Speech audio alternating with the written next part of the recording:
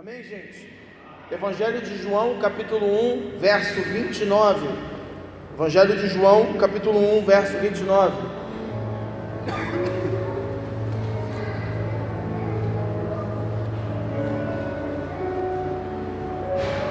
Amém? Encontraram aí?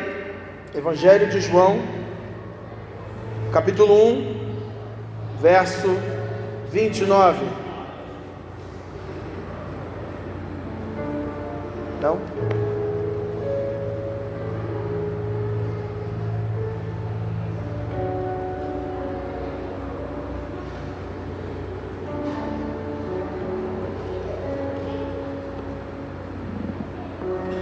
No dia seguinte, João viu Jesus caminhando em sua direção e disse: Vejam, é o Cordeiro de Deus que tira o pecado do mundo. Exatamente. Eu quero começar fazendo você entender o poder disso. E como pecadores, a gente tem uma inclinação muito grande em diminuir quem Deus é. Certa vez Charles Spurgeon, ele chegou e ele tinha esse hábito de chegar nos lugares para pregar, e ele testava a acústica do lugar. E sabe como é uma das formas que Charles Spurgeon testava a acústica? Ele parava assim, Wagner, no meio do salão da nave da igreja e fazia: Eis o Cordeiro de Deus que tira o pecado do mundo. Ele testava assim, é sério. E sabe o que a história diz? Que uma vez ele estava no local e ele testou a acústica do local assim, e disse que essa frase ecoou e chegou num campo onde um senhor estava arando a terra. E aquele senhor ajoelhou e começou a chorar e entregou a vida para Cristo, só ouvindo que o Cordeiro de Deus tira o pecado do mundo. Não minimize quem Cristo é. Não permita que o pecado ou a natureza pecaminosa que há em nós diminua quem de fato Cristo é, não só nas nossas vidas, mas como Senhor de tudo que nós vemos e tudo que nós não vemos, o Senhor do universo. A maior festa do cristianismo, querido, não é o Natal, é a Páscoa. Essa é a maior festa do cristianismo. A Páscoa fala sobre libertação, salvação, resgate, morte, ressurreição, renúncia, obediência, não olhar para trás, novo tempo, nova vida. A Páscoa, querida, é sobre um judeu de 33 anos. Você consegue aumentar um pouquinho para mim? Estou desde fevereiro lutando contra uma rouquidão, mas eu vou vencer ela em nome de Jesus. Então me ajuda aí, abaixa um pouquinho, me coopera comigo. Querido, a Páscoa é sobre um judeu de 33 anos entregando tudo. Jesus, o Cordeiro e o Leão. Diga comigo: Cordeiro e Leão.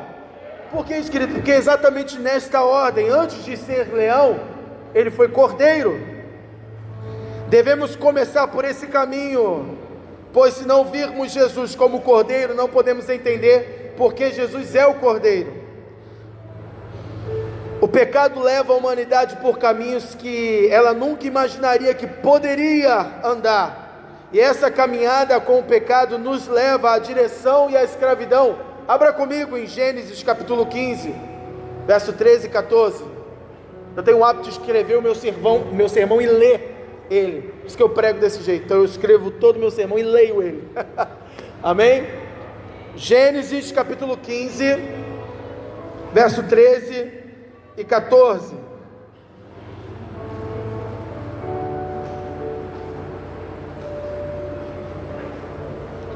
Que diz assim: Então o Senhor disse a Abraão: Esteja certo de que seus descendentes serão forasteiros em terra alheia, onde sofrerão opressão como escravos por 400 anos. Mas eu castigarei a nação que os escravizar, e por fim eles sairão de lá com grande riqueza. Entenda uma coisa nessa noite: presta atenção nisso aqui, a falta de constância e perseverança em buscar se relacionar com o Criador, o honrando, obedecendo, levou o povo de Israel à escravidão. O que leva muitas das vezes você e eu, ou pessoas que conhecemos a escravidão do pecado, eu não gosto de dar muita moral ou muito crédito para o diabo. Aí você está dando muito crédito para o diabo. Não, o diabo está fazendo, não é nada. Às vezes o diabo não precisa fazer nada, é só você continuar não fazendo nada. Você não busca, você não se relaciona, você não conhece quem é o teu Criador. Entenda uma coisa: se você não estiver servindo a um Deus, você estará servindo a outro. E o outro Deus que você vai estar servindo, esse Deus com D minúsculo, vai te escravizar. Isso se chama pecado. Não tem meio termo na história, não tem meio termo na conversa. Ou você busca-o, ou você tem relacionamento com ele, ou você tem intimidade com ele, ou você não tem. Não tem outra conversa, não tem um meio termo, não tem, querido. Conheçamos, buscamos, me confundi, peraí, Oséias 6,3, conheçamos e prossigamos no pleno conhecimento de quem Deus é, querido. Às vezes tem pessoas que eu converso que elas acham que o céu vai ser um lugar monótono. Querido, nós passaremos uma eternidade com Ele, e a gente não sabe, a eternidade não tem começo, não tem fim. Vamos passar uma eternidade com Ele, e não teremos a revelação completa de quem Ele é em toda uma eternidade. Você entendeu o que é isso? Todos os dias Ele se revelar de um jeito novo para você, e você, uau, eu não conheci o meu Senhor ainda nessa parte. Mas nós começamos a buscar aqui, querido. Ter relacionamento com Ele na eternidade, como diz um gaúcho, vai ser uma barbada. Não tem pecado, tem nada para te atrapalhar, é aqui, querido. Ele quer ver as nossas atitudes aqui, Ele quer que nós o honremos aqui. E como você tem honrado o nome do Senhor aqui? Porque entenda uma coisa, é a nossa falta de relacionamento e intimidade com Ele que nos leva para a escravidão. Ponto. Amém ou não amém? Até aqui tudo bem? Sigamos então. Isso ocorreu depois que o justo deixou de governar, que foi José. José entendia que ali não era seu lugar, por isso ele deu a seguinte instrução: não deixe os meus ossos aqui no Egito. Quando a palavra do Senhor se cumpriu e passou os 400 anos de escravidão, Deus enviou Moisés para ser o libertador de Israel. Mas não confunda, Deus pode levantar homens para lhe conduzir a um lugar de libertação, mas só o sangue do Cordeiro te livra do anjo da morte e da ira de Deus.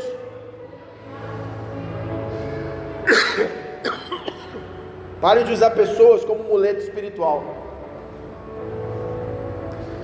O Senhor pode até levantar um Moisés na sua vida, ou talvez um dia Ele levantou um Moisés na sua vida e te levou a um lugar de libertação, e somos gratos por essas pessoas que chegaram e falaram assim: ei, acorda, meu irmão, tu estás sendo escravo do pecado. Então às vezes o Senhor envia um Moisés na nossa vida, mas só quem tem o poder de nos livrar do pecado é o sangue de Cristo. Só quem pode nos livrar da ira de Deus. Querido, entenda uma coisa no seu coração, em nome do Senhor Jesus. A primeira coisa que Jesus fez ao morrer na cruz não foi morrer pelos seus pecados. Não se ache o último biscoito do pacote, até porque o último biscoito é o mais quebrado. Então a gente é o mais quebrado. Ele não morreu, ele morreu pelos meus pecados. A primeira coisa que ele fez, ele derramou o sangue na cruz para saciar a ira de Deus sobre a tua vida. E isso aqui é Romanos capítulo 5, verso 1. Não sou eu que estou inventando, briga com Paulo. Então, na verdade, a primeira coisa, o sangue de Cristo foi derramado na cruz para saciar a ira de Deus, por causa da corrupção dos nossos pecados. Vou ler o texto, né? Não estava aqui no sermão, mas eu vou ler. Romanos 5:1. Rapidinho. Romanos 5:1. Portanto, uma vez, preste bem atenção, portanto, uma vez que pela fé fomos declarados justos, temos paz com Deus, por causa daquilo que Jesus Cristo nosso Senhor fez por nós. Ponto. Entenda uma coisa aqui, ó. Portanto, quando fala portanto é uma continuação, ok? Então você depois lê em casa, antes do que estava dizendo no texto. Portanto, uma vez que pela fé fomos declarados justos, pela fé em quem? em Cristo Jesus. O que Paulo fala? Agora temos paz com Deus. Então, se agora temos paz com Deus, antes a gente estava em quê? Em guerra. E quem é o louco que se levanta contra o Deus de Israel? Você está entendendo? Que pela nossa justificação mediante o sangue de Cristo, nós temos paz com Deus? E assim foi. Deus deu a ordem para celebrar a Páscoa, mas lembre-se, só há libertação após comer o cordeiro. Repita assim comigo: todo o cordeiro. E é essa próxima parte que eu quero enfatizar com vocês nessa noite. É necessário primeiro o sangue para depois se alimentar do cordeiro. Então, quando você olha para a história da Páscoa no Antigo Testamento, você vê claramente que antes de você se alimentar do cordeiro, você precisava ter o sangue do cordeiro aonde? Nos umbrais. Então, a primeira fase na nossa jornada de fé é o sangue de Cristo sobre as nossas vidas. Entenda isso aqui no teu coração. Se você entender isso no seu coração, a tua jornada pode mudar. Porque tem pessoas que estão há 30 anos no Evangelho e permanecem no sangue de Cristo e nunca avançam para a cruz de Cristo.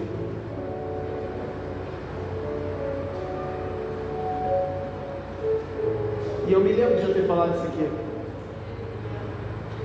O sangue de Cristo, ele nos cobre de quê? De multidão de erros, de pecados. Então o sangue fala sobre as boas novas. Mas a cruz de Cristo é para aqueles que já entenderam as boas novas e avançaram no reino de Deus.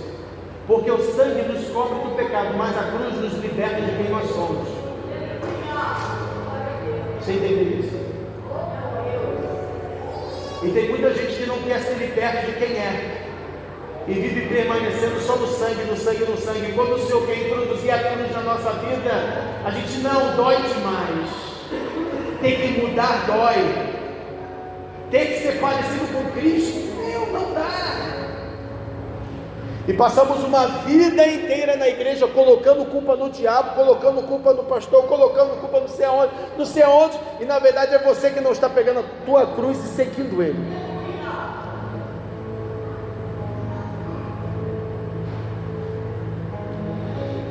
É necessário primeiro o sangue para depois se alimentar do cordeiro. Sabemos que o sangue de Cristo, fala assim comigo, o sangue de Cristo, pode confiar, não vou falar nenhuma heresia para você repetir, confia em mim. O sangue de Cristo me salva, mas a cruz de Cristo me liberta.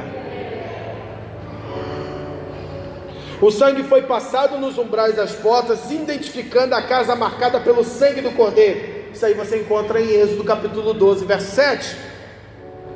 A marca do sangue de Cristo em nossas vidas e nas nossas casas precisa ser visto por todos. As pessoas de longe conseguem ver a marca de Cristo na tua vida, ou elas se aproximam tão perto, tão perto, tão perto, e ainda não conseguem identificar o sangue de Cristo na tua vida.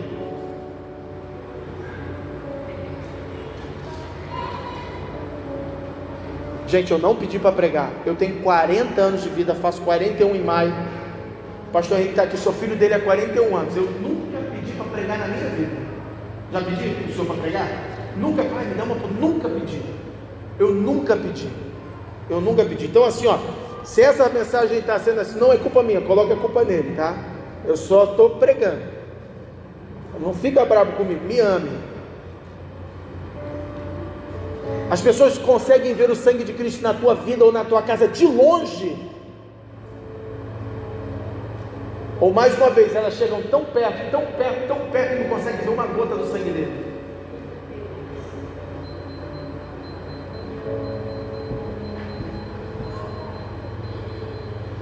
A Páscoa fala de comunhão com Deus e com os homens.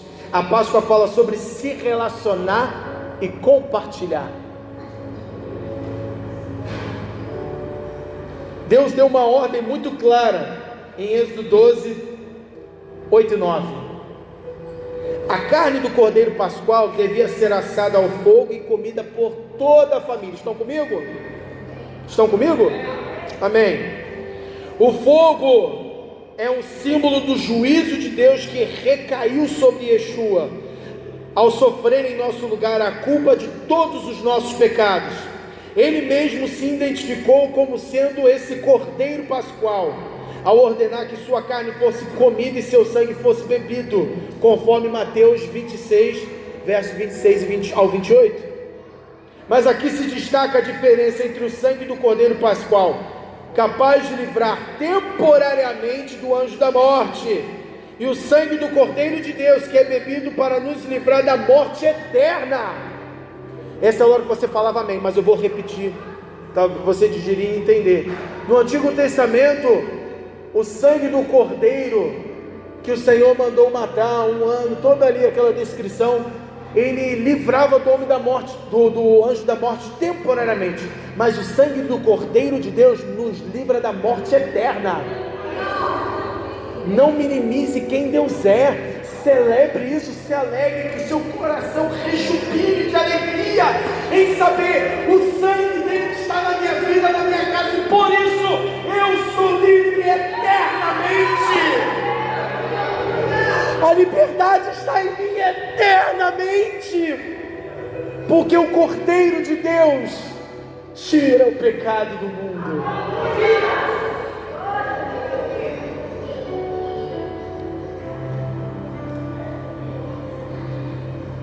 Estando para sempre sobre as ombreiras e sobre a viga da entrada dos nossos corações, Elohim tira o pecado do mundo. O Cordeiro Pascual imolado diante de toda a Assembleia de Israel era sacrificado no dia 14 de Nissan. A hora do sacrifício vespertino, que era às 3 horas da tarde, e Yeshua, como a figura perfeita do Cordeiro de Deus, foi crucificado no mesmo dia 14, do mesmo mês, expirando também às 3 horas da tarde, como relataram os evangelhos. Após aplicar o corte fatal ao Cordeiro Pascual no templo, que se encontrava amarrado às pontas do altar, o sumo sacerdote, ele exclamava: está consumado, indicando que o Cordeiro fora morto e o sacrifício executado conforme as ordenanças e o aceito por Deus. Agora tem uma ordem de como comer. Leia Êxodo. Eu não quero me atentar a ler todo o texto para você entender, mas se você quer um devocional para a semana, leia essa parte de Êxodo. Eu tenho certeza que vai edificar muito a sua vida. Pega o cordeiro, asse, reparta com a família. Se tem uma família menor, chama para comer junto. Páscoa fala de comunhão, fala de partilhar, comunhão e relacionamento com Deus e com os homens. Assim, eu posso dizer uma coisa para vocês, com todo amor e carinho. Assim, ó, casa de crente não pode ter sofá branco.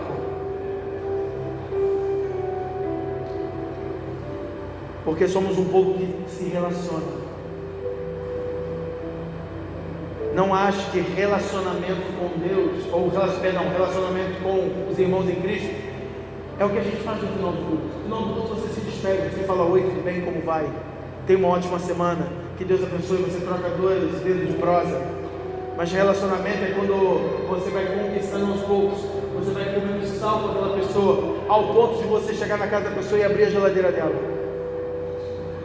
Quando alguém abrir a geladeira da tua casa e você não se sentir mais desconfortável, você está chegando num nível de relacionamento legal, que o Senhor busca.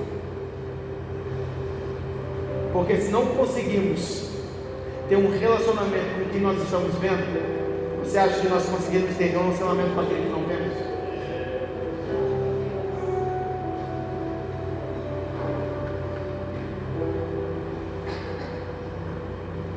Existe uma ordem para a gente comer, e não sou o que estou dizendo.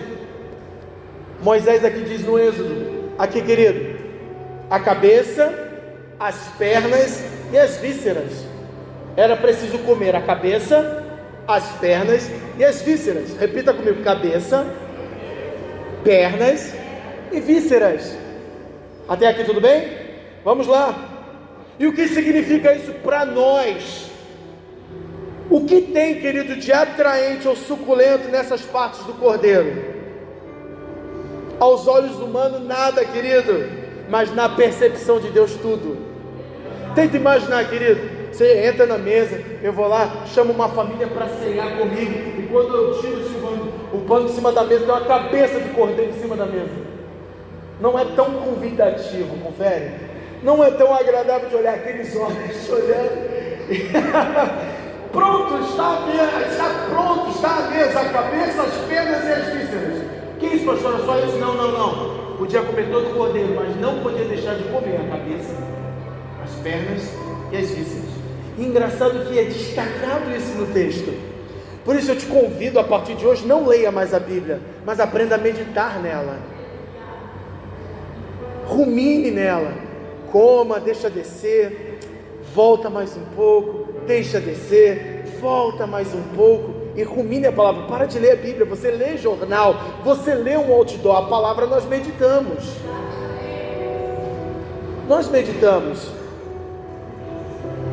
A cabeça, querido, o que tem na cabeça? Na cabeça tem boca, nariz, orelha, olhos. Não esqueça que na cabeça também tem cérebro. Devemos nos alimentar. Antes de eu falar isso aqui, entenda comigo. É que o pessoal meio que se apavorou, fez umas caras assim, ó. Mas não esqueça de que cordeiro nós estamos falando. De qual cordeiro estamos falando? Jesus. Porque eu olho para o Antigo Testamento, que são sombra das coisas vindouras. Quando eu olho para o Antigo Testamento, são sombra das coisas vindouras. Quando eu olho para o Novo Testamento, eu aplico no Novo Testamento isso na minha vida. Então, como eu faço agora na Páscoa, segundo o Novo Testamento, para comer a cabeça, para comer as pernas e as vísceras? É muito simples, acompanhe comigo. Devemos nos alimentar da cabeça de Cristo, devemos nos alimentar do seu entendimento, da sua sabedoria, seu controle, seu domínio próprio e seus comandos. Quando você se alimenta da mente de Cristo, você começa a transformar a sua mente. Às vezes passamos uma vida dentro da igreja, mas nossa mente não é transformada porque não nos alimentamos da mente de Cristo, não comemos da cabeça do Cordeiro.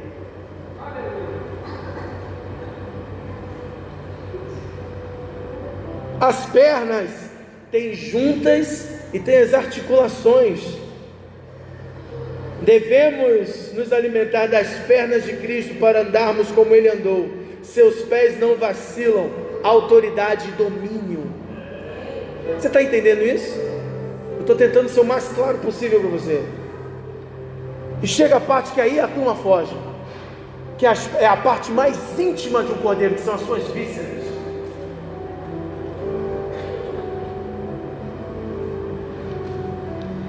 As vísceras têm o que? Tem rim, tem fígado, tem coração, tem tripa. A parte mais profunda do animal.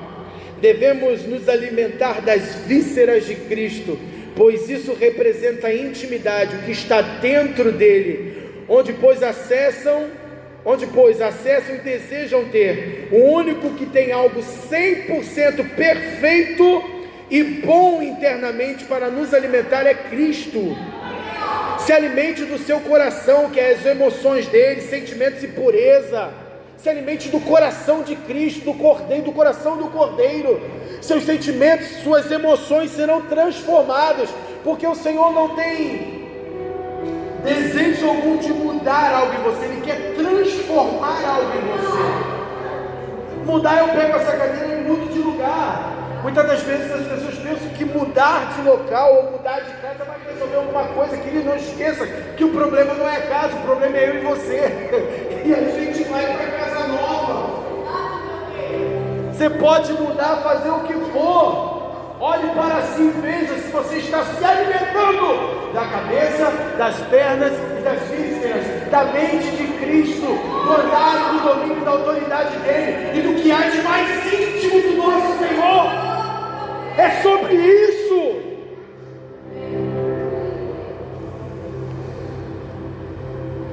Se alimente do coração dele, das emoções, dos sentimentos e da pureza do nosso Redentor. Se alimente do rim dele, deixe ele filtrar todas as toxinas de pecado que estão em nós, e que está em você, que está em mim. Se alimente do fígado do Cordeiro Pascual, que produz o componente essencial para recebermos um alimento sólido, essa gordura. E sabe que gordura é essa? É a maturidade que precisamos para a jornada de fé.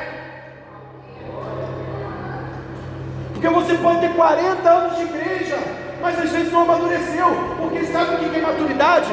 Maturidade é um espírito transformado, uma mente renovada e um corpo obediente.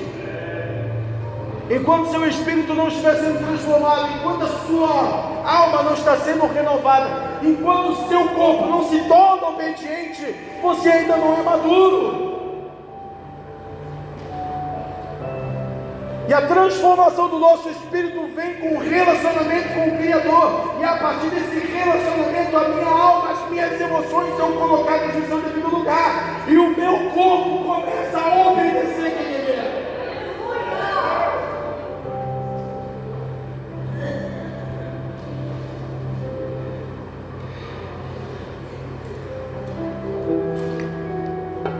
Então, se alimente do fígado, que produz isso para nós, e com isso nós vamos ter maturidade para a jornada de fé.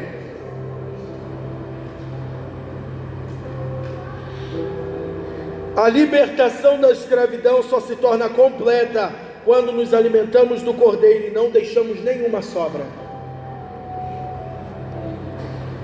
Diga assim: eu sou totalmente liberto da escravidão do pecado quando me alimento de todo o Cordeiro. Desde que o pecado entrou no mundo, o homem se tornou mau, ofendendo a santidade de Deus todos os dias, desobedecendo diretamente as ordenanças de Deus. Mas por um só homem, santo, justo e obediente, veio a salvação. Romanos capítulo 5, do verso 12 ao 18. Romanos capítulo 5, do verso 12 ao 18. Tudo, exatamente tudo relacionado ao plano eterno de Deus deveria se cumprir conforme a sua palavra. Cristo está inserido nesse plano desde a eternidade, e Ele entendia isso muito bem. Lucas capítulo 24, verso 44. A libertação chegou, querido, o êxodo já iniciou, a salvação chegou. Vida longa ao Cordeiro de Deus. Você pode ficar de pé comigo? Fique de pé comigo. Já acabei esse sermão. Eu aprendi uma coisa na jornada de fé: não sou eu que convenço, quem convence é o Espírito, eu só comunico a palavra.